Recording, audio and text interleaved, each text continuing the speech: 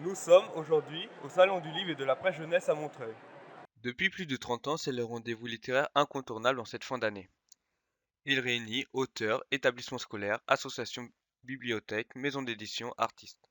Il permet de découvrir toutes les nouveautés littéraires, pédagogiques et artistiques sur support papier ou numérique. Je vous ai réservé exclusivement pour vous quelques pépites. Suivez-moi.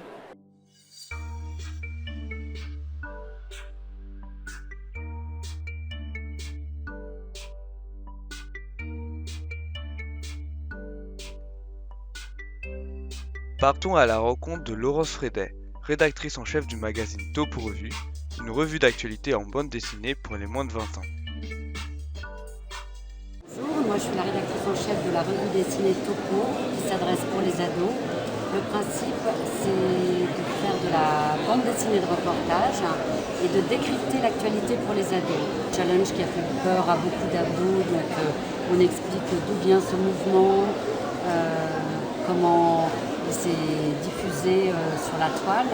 Ça peut être parler des sujets sur les migrants, avec des journalistes qui ont rencontré des Sénégalais qui voulaient traverser la Méditerranée. Un site internet, toporevue.fr, sur lequel on peut découvrir nos revues.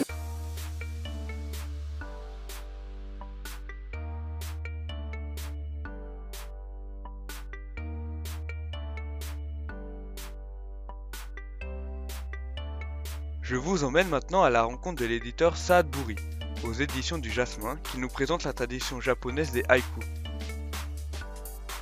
Bonjour, donc les haïkus, ce sont des petits poèmes inspirés d'une tradition japonaise de poésie.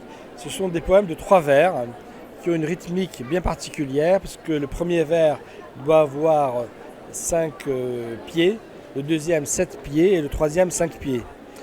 Alors, dans ce recueil Haïku des saisons, qui a été écrit par Annie Combier, eh bien, on respecte cette règle. Dans ce recueil-ci, ce sont ce qu'on appelle des haïgas.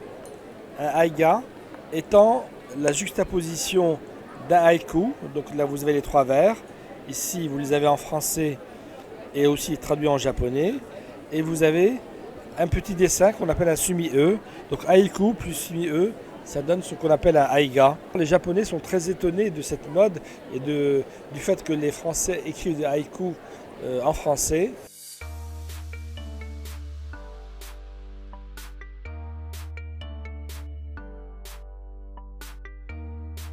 Nous rencontrons maintenant Thierry Magny aux éditions Magny, qui nous présente avec beaucoup de malice son coup de cœur, une collection érotique pour ados, dont le premier ouvrage s'intitule Le goût du baiser. Collection qui s'appelle L'Ardeur, sans H, et qui est réservée aux adolescents, normalement on dit plus de 15 ans. Et c'est une façon de dire lisez ça et vous lirez des choses intelligentes et j'allais dire propres, c'est-à-dire sans une femme qui est soumise, sans un mec super beau, riche, etc. Parce qu'ils lisent tous plein de romans pour plus grands et c'est vraiment pas très joli. Ils regardent aussi beaucoup le net, c'est vraiment pas très beau non plus.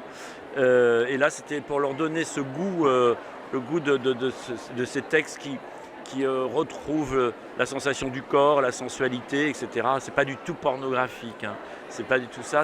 L'idée c'est vraiment de... Et le premier c'est de Camille Emmanuel et ça s'appelle Le goût du baiser, il y en aura un tous les 2 mois. Voilà, j'espère que mes pépites du Salon du Livre vous donneront envie de lire avec Topo Revue pour découvrir et comprendre l'actualité. Un peu de poésie et de dessin avec les haïkus des éditions du Jasmin, et l'amour avec un grand A grâce à la nouvelle collection gourmande de Thierry Magny.